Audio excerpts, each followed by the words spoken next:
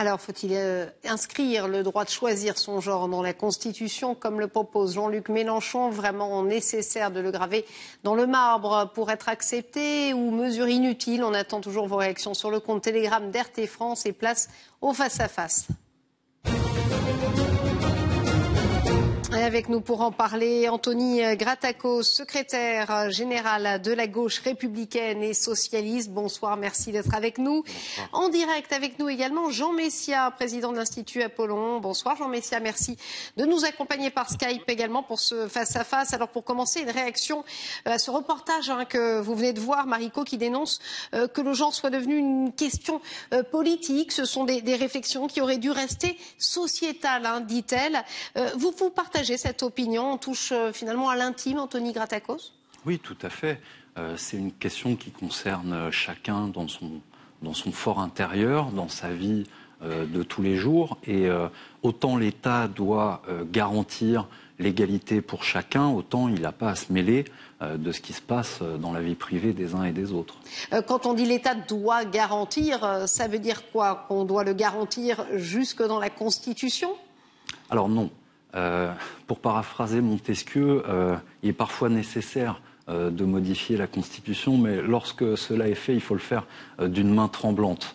La Constitution, c'est un texte très important, c'est la loi fondamentale de la République qui organise nos institutions et qui édicte les principes fondamentaux. Et je ne crois pas que les revendications sociétales y aient sa place. Et d'ailleurs, inscrire une telle revendication, qui est légitime et qui existe d'ailleurs dans la loi, c'est déjà possible de le faire, dans la Constitution, ça en changerait profondément la nature. La Constitution, aujourd'hui, c'est un texte qui parle de nos droits collectifs et pas de droits individuels.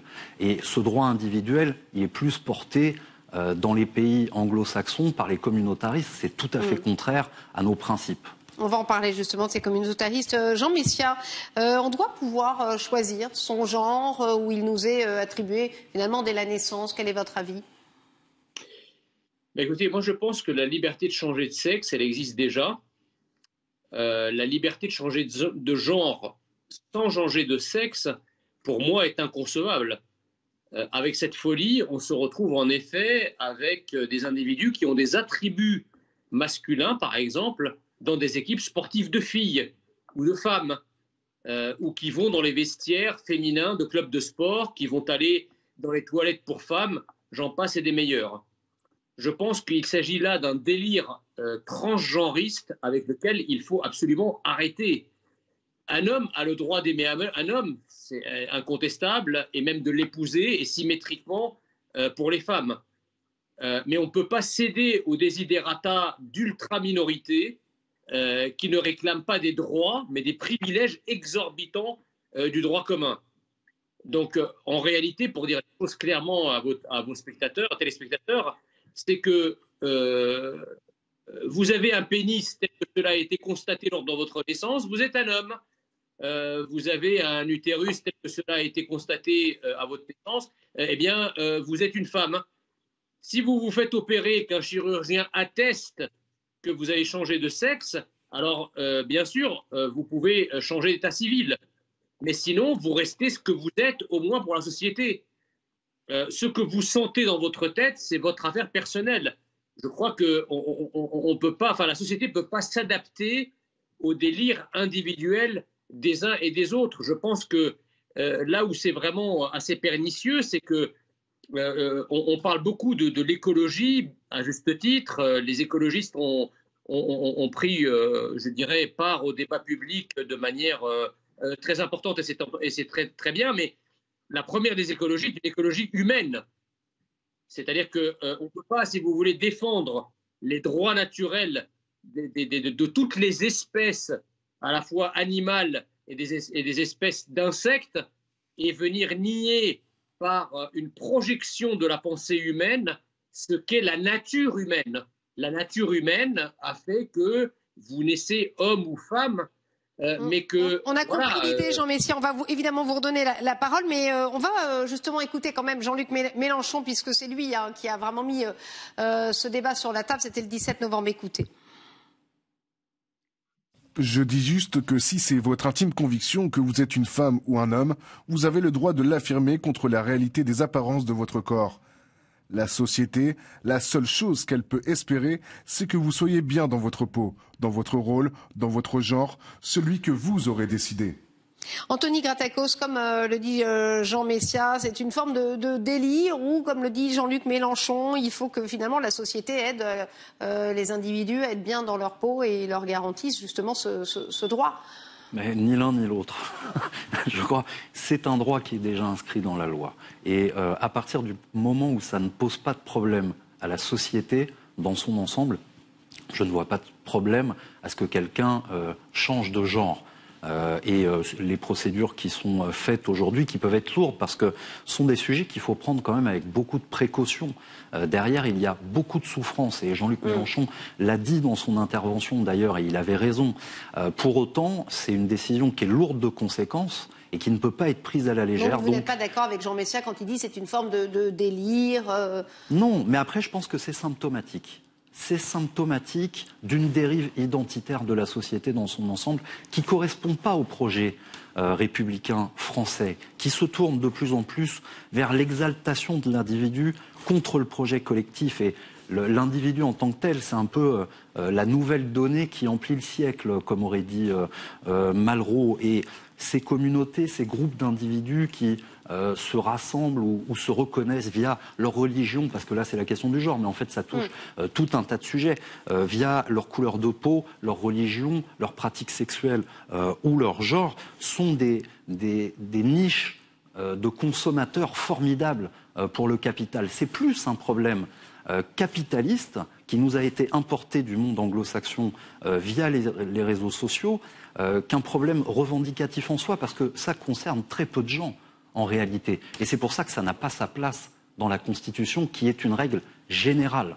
Mais par contre, ça a sa place dans le droit civil, et ça y est déjà.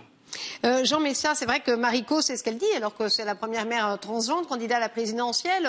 Elle prononce le mot de wokisme, mais elle a des mots assez durs. D'ailleurs, alors qu'on pourrait s'attendre à ce qu'elle défende justement cette culture woke, comme on dit. Et là, il y a une forme de perversion en substance, dit-elle. Alors, je suis d'accord avec ce qu'elle dit. Je suis également d'accord avec ce que vient de dire votre intervenant. C'est vrai que la première des identités dans un projet républicain est l'identité nationale. Le projet républicain est un projet qui reconnaît des citoyens. Il ne reconnaît pas des individus, fussent-ils membres d'une minorité ou en tout cas autoproclamés. Donc évidemment que si vous retirez la citoyenneté, si vous retirez l'identité, vous créez un espèce de désert et la nature ayant horreur du vide, sur ce désert vont pousser des ronces parfois monstrueuses de particularisme, d'individualité qui vont essayer de se recréer en quelque sorte des ersatz d'identité, qu'elles soient d'ailleurs sexuelles, des identités de genre, des identités religieuses, des identités culinaires et que sais-je encore. Quant à Jean-Luc Mélenchon, je pense que, alors même que lui, se prétend républicain, il est dans un tel déficit d'électeurs qu'il va racler finalement tous les fonds de tiroir diversitaires. Donnez-lui un peu de temps à Jean-Luc Mélenchon, il demandera l'avortement jusqu'à 6 mois pour les féministes ultra, le droit de vote pour les chiens et les chats afin de plaire aux animalistes, l'appel à la prière des muezzins diffusé par haut-parleurs dans nos villes pour complaire aux musulmans, etc. etc. Donc je pense que Jean-Luc Mélenchon... Vous n'êtes pas d'accord avec Jean Messia, je vous vois réagir. Jean-Luc Mélenchon est dans une démarche électoraliste. Je ne suis pas d'accord avec Jean Messia, c'est une caricature. Je comprends le sens de la proposition de Jean-Luc Mélenchon. Il souhaite sanctuariser cette disposition parce qu'il considère qu'elle pourrait être en danger aujourd'hui vu les débats qui traversent notre société. Mais je pense qu'il est passé à côté des conséquences que ça aurait sur la Constitution elle-même, sur la façon dont elle est composée, le changement de nature que ça entraînerait. De là à dire que dans 6 mois, il proposera le vote des chiens et des chats ou de je ne sais quoi, il y a quand même un monde entre les deux. En tout cas, ce débat, mais pas que, agite même les instances européennes. La commissaire à l'égalité a récemment distribué un guide interne avec la liste de certains termes proscrits. Petit aperçu du nouveau manuel de savoir-vivre au sein de l'Union européenne qui a pour l'instant pas été entériné parce que ça a ému jusqu'au Vatican. Écoutez. Notre communication ne doit jamais présumer que les personnes sont hétérosexuelles, s'identifient avec le genre attribué à leur naissance ou s'identifient de manière binaire. Écarter aussi l'utilisation de monsieur ou madame basée uniquement sur le sexe assigné à la naissance. En cas de doute, utilisez MX.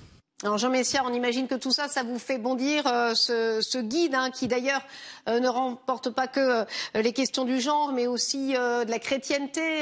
Noël et Marie seraient proscrits, selon la commissaire à l'égalité. Elle aimerait qu'on parle de la période des vacances de fin d'année au lieu de parler de la période de Noël. Alors c'est ça qui a ému le Vatican et c'est ce qui bloque pour le moment ce guide interne. Ça vous fait bondir, on mélange tout selon vous ? Écoutez, moi je pense que l'Union européenne, depuis le début, en tout cas dans le tournant des années 90 et 2000, agit contre les nations et contre les identités nationales.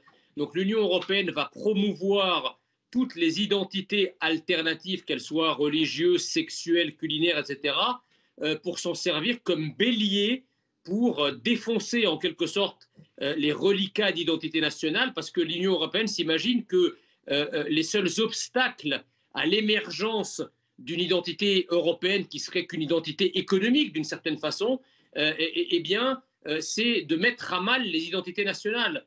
Or, je suis désolé, je pense que ce n'est pas ainsi qu'on va amener les citoyens des nations européennes à se sentir européens. Je constate d'ailleurs qu'en même temps qu'elle nie l'existence de Noël, l'existence de Marie et ce que vous venez de dire, elle affirme également d'autres identités, puisque l'Union européenne nous demande par exemple de prendre en ligne de compte l'émergence de minorités musulmanes, de minorités religieuses, etc. Donc moi j'étais pour ceux qui militaient pour l'inscription des traditions judéo-chrétiennes dans la Constitution européenne. Il est évident que ce n'est pas en étant une union hors sol, déracinée en quelque sorte, que l'Union européenne va susciter l'adhésion des citoyens, puisque pour être citoyen, on est enraciné dans une nation, dans une culture, dans des traditions.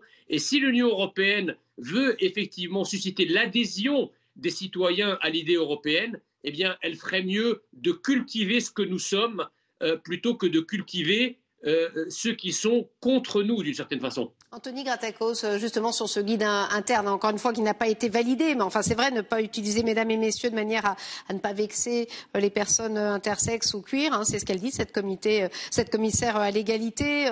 Noël et Marie, on n'en parle plus non plus. Noël, le mot est banni. Est-ce que ça vous choque? Est-ce que c'est pas un peu contre-productif? On parlait justement à l'époque, je crois que c'est Nadine Morano qui voulait mettre dans la Constitution justement les racines chrétiennes.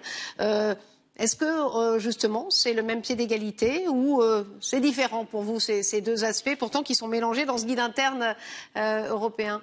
Bon, c'est un document de travail, ça n'a pas encore valeur réglementaire, mais je ne suis pas non plus sur la position de Jean Messia, les valeurs chrétiennes, etc. Des débats traversent notre société aujourd'hui. On est d'accord, on n'est pas d'accord. En tout cas, il va falloir en parler parce que beaucoup de jeunes sont attachés, par exemple, à ces débats. La question qui se pose à nous en ce qui concerne l'Europe, c'est qu'on a vu, par exemple, il y a quelques semaines, une vidéo qui mettait en valeur le port du voile. Bon, ça a fait polémique. On voit que... De la même commissaire à l'égalité d'ailleurs. Exactement. Ça venait du même On endroit. voit que l'Union européenne, la Commission, le Parlement, etc. sont infiltrés. Aujourd'hui, le terme est assez juste, il n'est pas trop fort, par des lobbies qui sont puissants, qui ont des moyens très importants et qui essayent de pousser dans un sens ou dans un autre. Et la réalité, c'est que ceux qui défendent aujourd'hui les valeurs universelles, les valeurs républicaines, ceux qui cherchent à défendre un projet européen d'émancipation des peuples, eux ne mettent pas les mêmes moyens, ne sont pas aussi nombreux et ne font pas autant de lobbying. Et il va falloir que les gauches européennes, au lieu de se perdre dans des combats minoritaires et identitaires, comprennent qu'aujourd'hui on est en danger sur ces questions et qu'on est attaqué de toutes parts, à la fois par les islamistes, à la fois par les identitaires d'extrême droite, et qu'il va falloir qu'on se réveille pour imposer notre point de vue. Merci beaucoup en tout cas à tous les deux d'avoir été avec nous, Anthony Gratakos, Jean Messia, d'avoir été avec nous ce soir. Et avant de se quitter, je voudrais